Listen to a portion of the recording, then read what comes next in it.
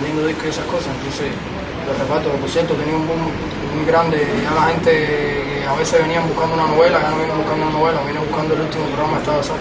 No, está demostrado que a la gente le interesan estos temas. La gente lo quiere ver, todas las personas que yo han venido buscando más.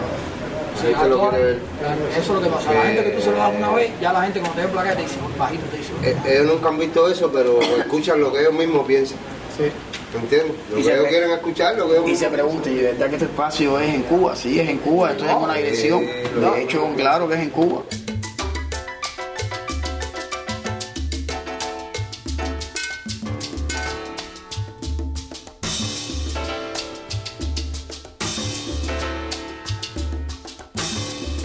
Buenos días. Bienvenidos a Estado de Sats. Para los que llegan por vez primera, Estado de Sats es un proyecto independiente que trabaja desde el arte y el pensamiento, precisamente para visualizar y diseñar, entre muchos, esa Cuba esa nueva Cuba que ya se avecina. Parte de esto es, por supuesto, el lanzamiento de esta revista en su primer número, Cuadernos para la Transición. Es una revista hecha en Cuba por cubanos. Voy a presentarlos. Él es Antonio Rodiles, coordinador de este proyecto, Estado de Sats, Walfrido López, que es informático, y Camilo Ernesto Olivera, es... Ustedes lo vieron en el audio, pero Camilo también escribe muy bien y sobre todo conoce mucho los submundos alternativos de la cultura y del rock, sobre todo en Cuba. Y yo, soy Ayler González, hago la parte artística, la dirección artística de este proyecto y he ayudado también un poquito en la construcción de la revista. Debo decir también que José Gabriel Barrenechea es un intelectual y escritor de Santa Clara que también pertenece a este consejo editorial. No está aquí con nosotros ahora mismo porque está retenido dentro de su casa y en Santa Clara no le permiten venir. En este primer número participan cubanos que residen fuera de Cuba.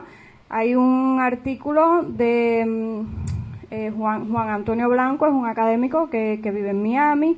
Está también participando en la revista Emilio Morales y Alexis Jardines, que tiene un artículo junto a Antonio Rodiles, a quien ahora mismo le voy a pasar el micrófono. Dentro de la revista, digamos que conceptualmente la idea principal es crear una publicación donde puedan participar cubanos que están dentro y que están fuera de la isla, pero al fin cubanos que estamos pensando todos el tránsito hacia una democracia y no realmente lo que está ocurriendo. Todos sabemos que el gobierno está haciendo algunas reformas, algunos cambios, depende cómo se le quiera llamar, pero que en su esencia totalitaria sigue ahí. Esa esencia totalitaria trata de mantener el control sobre toda la sociedad y eso está sin cambiar. Hay múltiples experiencias en transiciones en Europa, en América Latina, en Asia, y realmente creemos que con todas estas experiencias podemos tratar de construir algo que tenga que lleguemos a una buena conclusión en nuestro país, ¿no? Evidentemente va a llevar muchísimo esfuerzo, mucho esfuerzo va a llevar, porque la nación cubana está muy dañada, no solamente en el aspecto físico y en el aspecto económico, sino en el aspecto social. La sociedad cubana está muy fracturada y es por eso que creemos que es necesario este ejercicio de aglutinar un espacio de debate franco.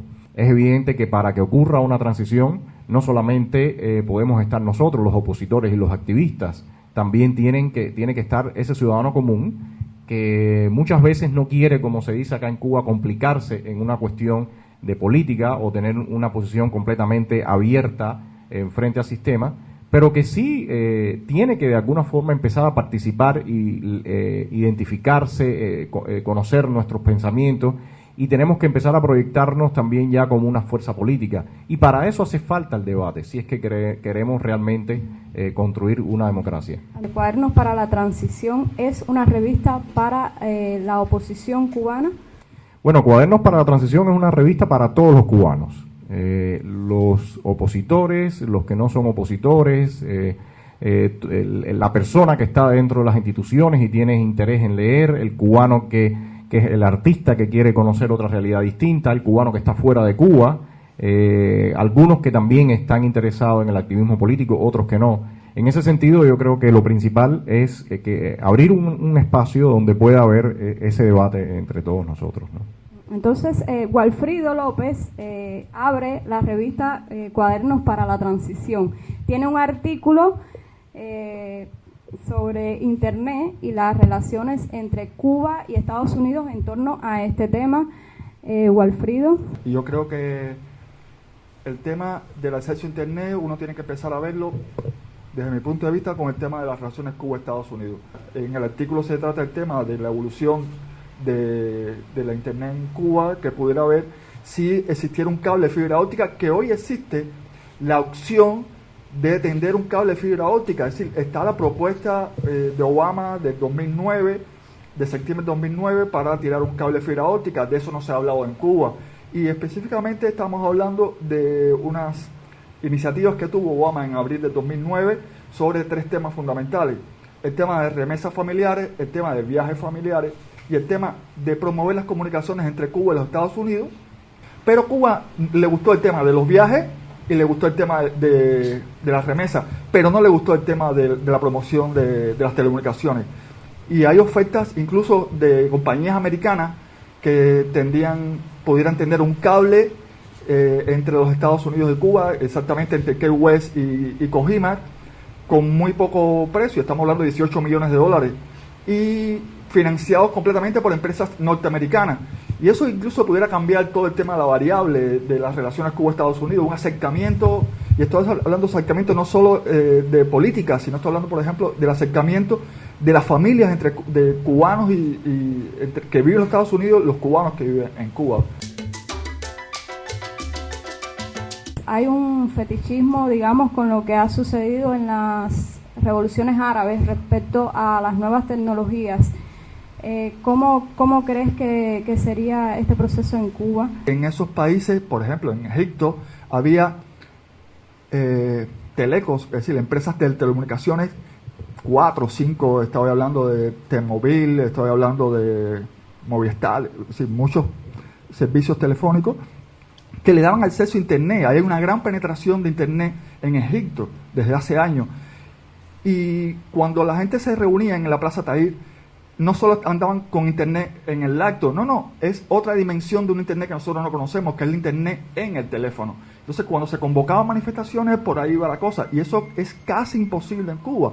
Hoy nosotros estamos muy vulnerables con el tema de Internet, porque no tenemos acceso a Internet, pero incluso estamos muy vulnerables en algo que es tan atrasado como un servicio telefónico. La seguridad del Estado lo hace muy fácil, es simplemente apagar un botón, y cuando apagas el botón, cae todo el servicio de SMS a los que tienen, los activistas, los periodistas independientes, gente que tenga una actividad civil bien fuerte, el tema de agentes de cambio. Entonces, uno se da cuenta cuán vulnerable es un ciudadano cubano cuando está en manos, el tema de las comunicaciones en Cuba, en manos de la seguridad del Estado. Entonces, ¿cómo es posible que alguien del primer mundo pueda pensar en Cuba en una revolución Facebook si uno ni siquiera puede usar los SMS? Sí, yo quería mencionar que el trabajo que está haciendo este grupo de Havana Consulting Group es un trabajo muy interesante, del cual dirige Emilio Morales, y ellos están recopilando bastantes estadísticas e información sobre todo el flujo que se está dando entre Miami y La Habana, Cuba en general. Principalmente el tema de las remesas es un tema bastante estudiado. Ellos el año pasado estuvieron, a partir de los datos oficiales que da el gobierno cubano, tienen que alrededor de 2.600 millones de dólares fueron transferidos en cash, en moneda, pero también en bienes, en viajes, en medicinas, dinero que trae la familia. Ellos obtienen otro cálculo que llegan a un total de alrededor de 5.000 millones de dólares, ¿no? Si uno compara con otros renglones de la economía cubana, el azúcar, el níquel, o otras cosas que se producen acá, muy pocas realmente, encuentra que la remesa es la principal fuente de ingreso duro del país, ¿no? Evidentemente toda esta otra parte que tiene que ver con Venezuela, que llaman ellos exportación de servicios, siempre ha sido un tema muy polémico de qué cantidad de dinero exactamente está recibiendo el gobierno, cuánto es que se le paga a todos estos especialistas, tanto en medicina como en enseñanza, cuánto es que realmente se le está pagando. Y desgraciadamente todos sabemos que en Cuba no existe eso que en otras partes se llama transparencia, rendición de cuentas, donde el ciudadano puede tener acceso a todas estas cuentas del Estado. Esa parte no existe, ¿no? Entonces, en estos cálculos que hace, y en este artículo que hace Emilio, lo primero que encontramos es que realmente el flujo intenso que está ocurriendo en este momento entre Miami y Cuba realmente convierte a Miami en un eje central de todo lo que va a pasar y toda la dinámica que hay dentro del país. Todos sabemos que muchos cuentapropistas, los negocios han salido, la inversión inicial ha salido a raíz de ese dinero enviado desde Miami. Por otra parte, también sabemos que hay no solamente dinero inicial, sino que muchas cosas se mantienen acá con esa transferencia de dinero. Hace unos días, cuando se empezó a hablar de todo este tema de las ropas que estaban confiscando las ropas, que no iban a permitir que los ciudadanos cubanos siguieran vendiendo estas ropas que venían del exterior, muchos sabemos que todo esto es una cadena, es un negocio grande, donde incluso agentes de la aduana, personas que trabajan en la aduana, son beneficiados mediante la corrupción. O sea, cerrar un negocio como esto, que es el tráfico o el envío de ropas, donde se paga impuestos. Una de las alegaciones era que no se paga impuesto por esa ropa. Eso es falso, en el aeropuerto se está pagando los impuestos. Pero uno de los beneficiados son las personas que trabajan en la aduana, y el resto es una cadena muy larga. Entonces, con todo esto nos estamos percatando de que Miami ya está teniendo una influencia tremenda dentro de lo que está pasando dentro de Cuba, la compraventa de casas, todos estos temas realmente están muy vinculados tienen un vínculo muy fuerte Miami-Cuba, ¿no? Juan Antonio Blanco, en su artículo también trata un concepto, ¿no? Es el de las remesas de conocimiento. Hemos estado hablando aquí, tú mismo, Antonio, sobre la descapitalización humana y de profesionales que sufre nuestro país.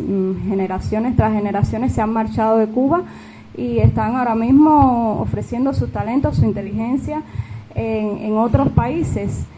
Juan Antonio es alguien que ha estado estudiando el tema de esto de remesas de conocimiento, y cómo usa ese término. Lo usa en el sentido de que un cubano que está viviendo en Miami, que llega a Cuba, no solamente viene con ese dinero que trae en el bolsillo, con los regalos o con las fotos, sino que él trae todo un conocimiento de lo que es su vida en ese país, con una dinámica de un país democrático.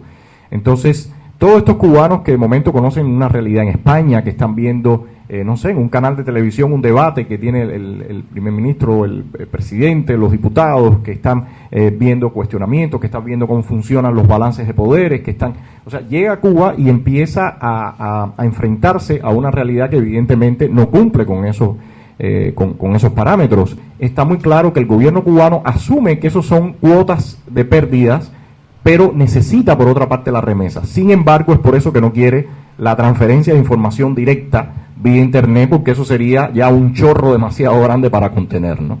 Pero yo creo que este concepto, les recomiendo mucho también este artículo de Juan Antonio Blanco, es muy enfocado en el tema de que también antiguamente se asumía que las migraciones eran lo que se llama, tenía un resultado de suma cero, o sea, perdían los países que emitían esos emigrados lo que llamaban robo de cerebro, y ya se ha visto que eso definitivamente no funciona así, porque siempre hay como una retroalimentación de esas personas que están fuera, y siempre va llegando de alguna forma beneficios para la sociedad que tiene estos ciudadanos que están viviendo en otras partes, ¿no? Hay un artículo también, es una traducción hecha por José Gabriel Barrenechea, al que nos dejaron llegar. Es el espíritu del capitalismo democrático, y es una traducción, como ya decía, de Michael Novak. Ya se sabe, capitalismo de veras es sociedad libre de mercado, libre de mercado, acumulación de la propiedad y respeto al derecho en todos los sentidos y tal y como se estila internacionalmente. Algo bueno, ya se sabe de lo que carecemos acá. Y en el caso específico del socialismo, del capitalismo democrático, perdón, se habla de una cuestión, y es que tiene que ver con que no hay un centro de poder que se adjudique que todo esto emana de él. Son sociedades horizontales, sociedades que funcionan como una red, donde cada ciudadano viene siendo como una especie de router de la Wi-Fi, por decirlo así, por ejemplo. O sea, tú estás canalizando información, canalizando toda una serie de posibilidades, pero no estás centrando poder, o por decirlo así, estás ejerciendo el poder en la sociedad a través de otras personas, y otras personas lo ejercen a través de ti. Es algo que es bien interesante y está planteado de una buena manera en este texto. Y ahí vamos a otro tema que nos toca más de cerca y que tiene que ver con la manera de poder llegar a eso. Y es, ¿qué pudiera ocurrir en un futuro, o qué pudiera ocurrir en un futuro inmediato sobre la base de la unidad, o de lo que se plantea como la unidad como necesidad? Hay dos maneras de unirse, o quizás más de una. Hay muchas formas de sentirnos más unidos entre nosotros para lograr un objetivo, o lograr un objetivo. Que el objetivo es, por supuesto, una sociedad democrática, una sociedad interactiva, una sociedad abierta al mundo. Vamos entonces a una cuestión que es debate constante dentro de la disidencia de la oposición en Cuba, y es, ¿cómo nos unimos? ¿Nos unimos efectivamente como grupos, o mantenemos una unidad de concepto, una unidad de objetivos, pero cada cual actúa en su área de influencia inmediata de una manera, vamos a decir, efectiva, real? Si no logras transmitir la idea de una sociedad democrática real a las personas que están a tu alrededor, si no logras transmitir la idea de un proyecto concreto a las personas que están a tu alrededor, ¿cómo lo vas a transmitir incluso al exterior? Ahora mismo en Cuba hay muchas vertientes, ¿no? Hay hasta por ahí un socialismo ¿cómo llaman? Autogestionado. Entonces, ¿qué enfoque tú crees qué visión, hacia qué corriente tendrá esta revista? Bueno, yo creo que en principio la idea es hacerla lo más plural posible. Y en este sentido, lo que mencionaba Camilo, con respecto al último artículo de Novak, que él hablaba del elemento de pluralidad como elemento esencial de un capitalismo democrático, yo creo que sería de alguna forma conceptualmente lo que estamos tratando de hacer. Uno de los temas fundamentales en esto es que las sociedades modernas no manifiestan o sea, son policéntricas, tienen varios centros, no solamente en la parte económica, política, social. El tejido social es muchísimo más complejo, algo que realmente aquí en Cuba no tenemos. El tejido social en Cuba está totalmente fracturado. Pienso que en ese sentido, todo lo que viene ocurriendo y toda la filosofía que está detrás de Internet, tenemos que de alguna forma tratar de ponerla en la sociedad cubana. Todo lo de Facebook, todo lo de Twitter, principalmente lo que ha hecho es generar muchos centros en sociales, ¿no? Muchos centros de interacción. Me parece que uno de los puntos principales, y lo mencionamos en el artículo junto con Jardines, es que de alguna forma el principal paso para realmente ser una oposición o ser activistas o ya sea en el área que nos toca, el primer paso es tener una penetración en la sociedad. Y para tener una penetración en la sociedad, evidentemente, tenemos que acercar y un poco sentir qué es lo que se espera también, cuáles son los cambios que se están buscando, cuáles son los cambios que espera el cubano común. Y en ese sentido ir también trabajando y bueno, entender que realmente hay muchas visiones hoy por hoy. Ese papel de líder, ¿cómo ustedes ven esto en un proceso de transición en Cuba? Otro líder, otro Fidel Castro. En potencia todos somos capaces primero que nada, todos tenemos que ser capaces de interiorizar la realidad de la necesidad de la transición.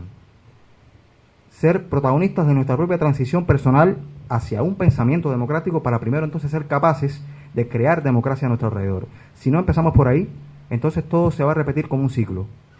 Precisamente la esencia de la madurez de un país y de una nación empieza por ahí, porque todo el mundo tiene un pensamiento cívico, una conciencia cívica formada desde la familia y que pasa de generación en generación.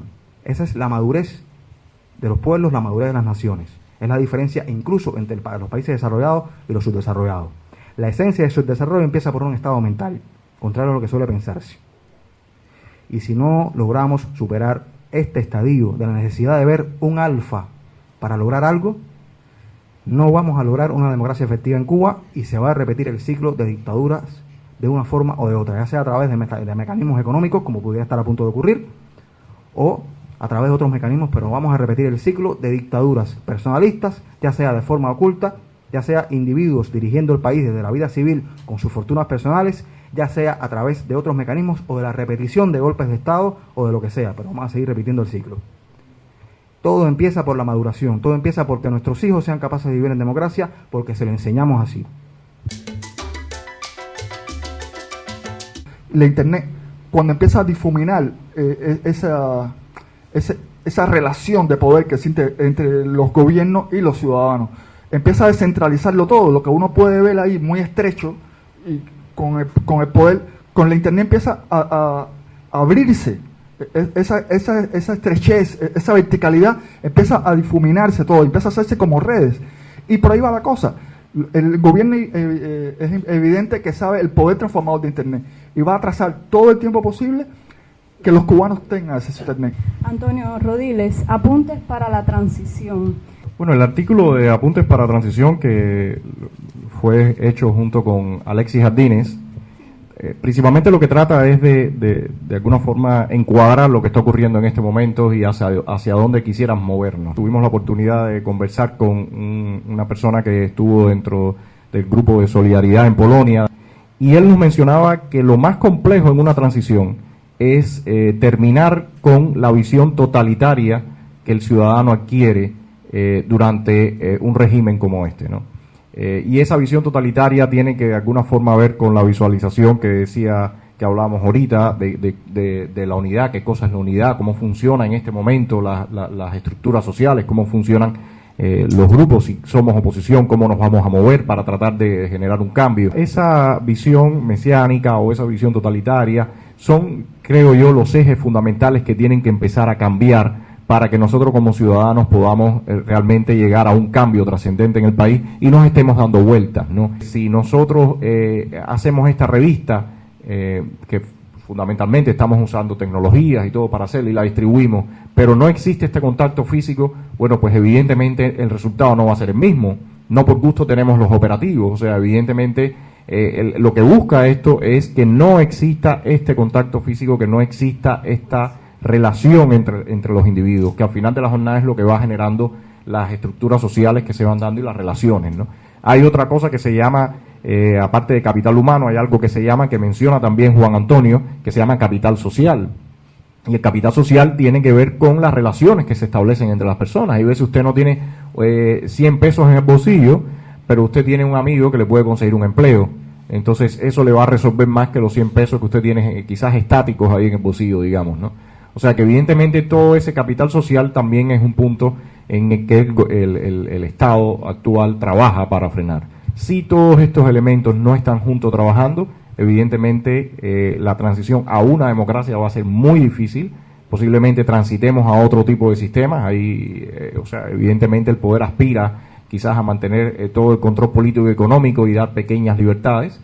Y en ese sentido creo que nuestra publicación está dirigida a tratar de crear esos nexos y esos intercambios entre los elementos que nosotros creemos que son esenciales para que realmente haya una transición democrática. Volviendo un poco al tema ese de la unidad, de que tiene que haber algo monolítico dentro de la oposición, que se deben dejar las diferencias, incluso de pensamiento o de posturas, en aras de esa supuesta unidad. Siento también que es hora de que la oposición comience a madurar y a decir esto está mal, y lo empiece a decir también públicamente. Y lo que hace fulanito no me gusta. Yo pienso que ese es un paso también a esa mente democrática que hablaba Camilo. Eso sin ocultismo, porque siempre se dice, no, eso favorece al régimen. Pero yo pienso que no, que hace crecer también, que hace madurar, que da una solidez de pensamiento y de actitud. Basándonos un poco en este documento que está buenísimo, se lo recomiendo, Enrique José Varona, en el 1900 ya incluso decía que él consideraba emponzoñadores de la conciencia pública a los que hagan creer a los cubanos que podrán reunirse como en una isla desierta y desconocida del mar Antártico a disponer por sí solo de sus destinos. 1900. Entonces, el tema de la verdad. Cientos de seguidores en Twitter, 1000 amigos en Facebook, escriben un blog que lo leen en 50 países del mundo, pero cuando tú le dices, bueno, ¿y cuánta gente en Cuba tú conoces que puedan tú influir en ellos? Ellos que no te leen en internet, ellos que no te siguen en Twitter, ellos... ¿Qué tú haces? ¿Cómo tú puedes influir dentro de eso? Entonces, a mí, yo tengo la impresión de que hay mucha gente que está echando humo. Es decir, está tirando como una pared de humo y es algo que demasiadas ilusiones, están vendiendo ilusiones y eso puede crear un atraso en un tema de la democracia en Cuba. Es decir, puede estar atrasando el camino a la democracia. El tema de la verdad y el debate cívico yo creo que es fundamental en este momento.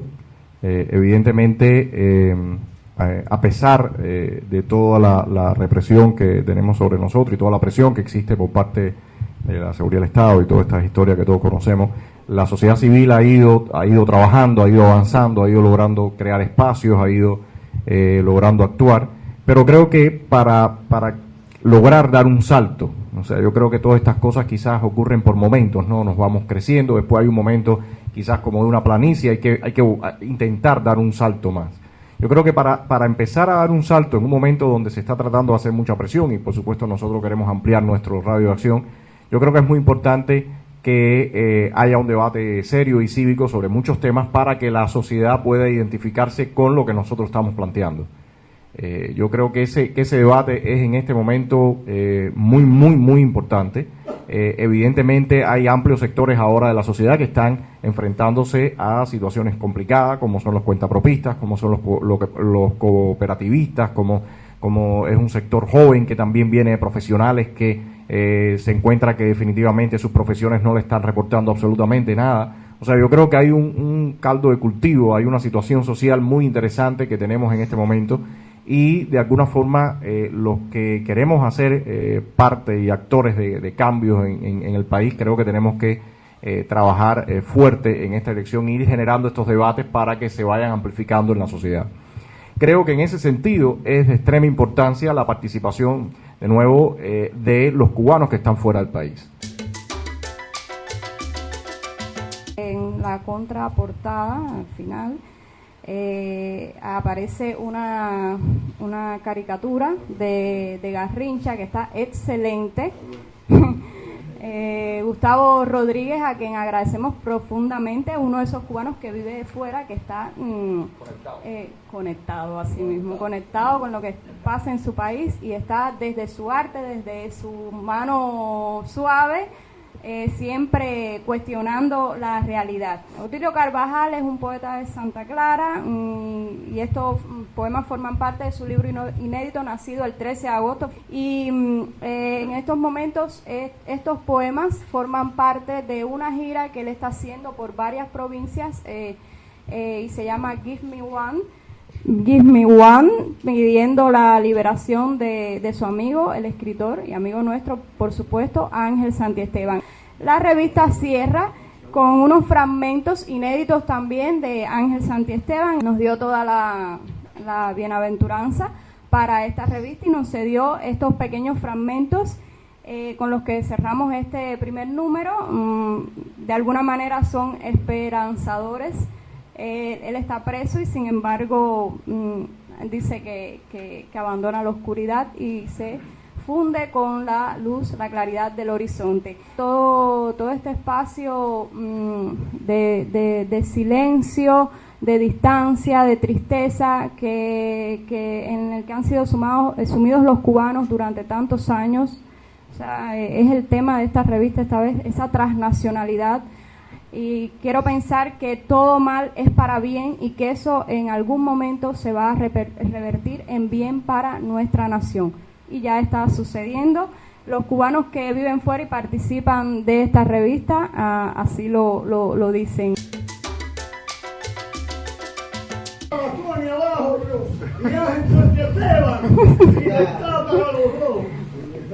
Libertad.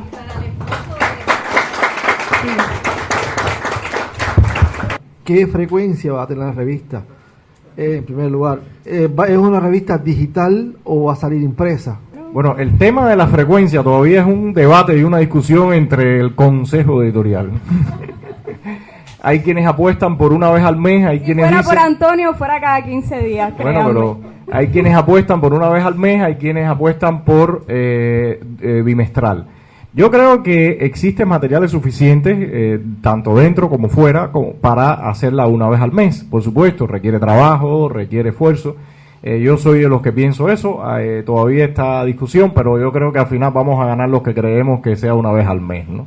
Y sí, va a aparecer digital también en internet, por supuesto en el sitio web de Estado de SAT va a haber una sesión para Cuadernos para la Transición, que va a ser su nombre también en el sitio digital. Colaboraciones, por supuesto, esto es una revista para colaborar entre todos los cubanos, los que viven dentro y los que están fuera de Cuba. Por supuesto, como siempre ha sido el concepto de Estado de SAT, que el eslogan lo dice, donde confluye arte y pensamiento, queremos mezclar distintas visiones, desde el arte, la poesía, la literatura, el pensamiento crítico, artículos, por ejemplo.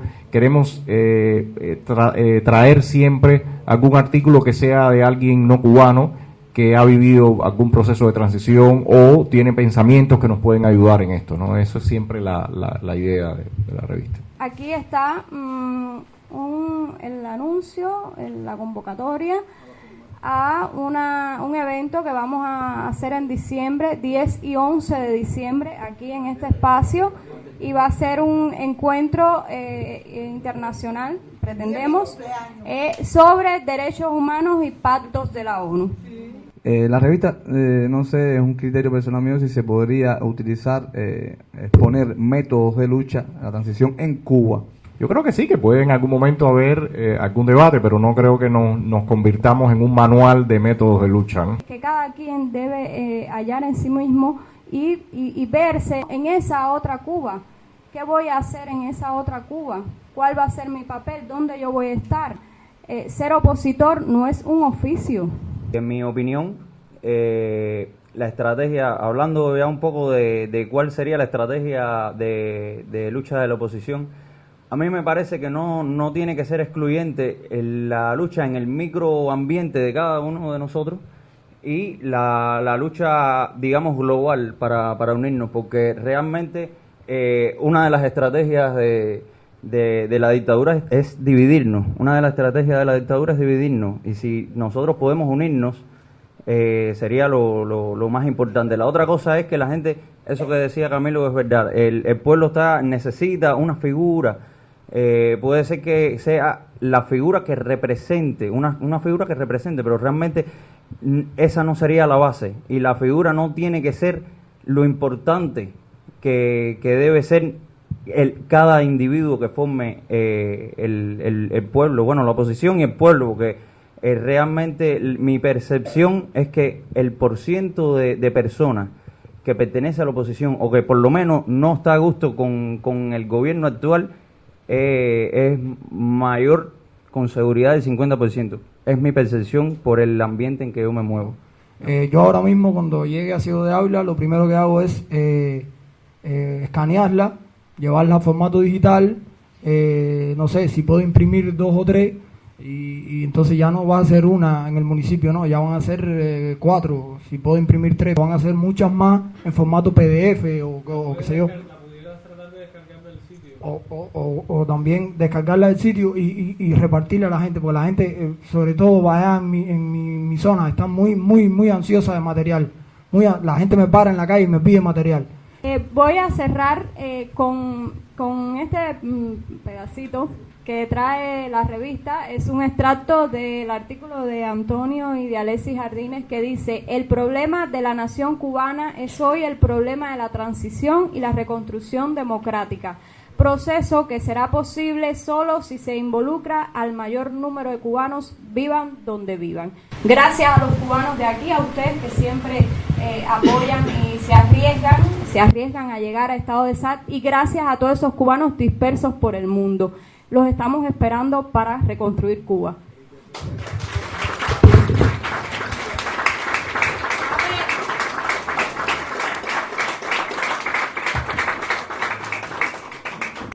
Gracias entonces a Alexis Jardines, que forma parte también del consejo editorial de esta revista, a Emilio Morales, a la gente de Café Fuerte, Leiva y Wilfredo Cancio, a Juan Antonio Blanco y Dabel Rosales.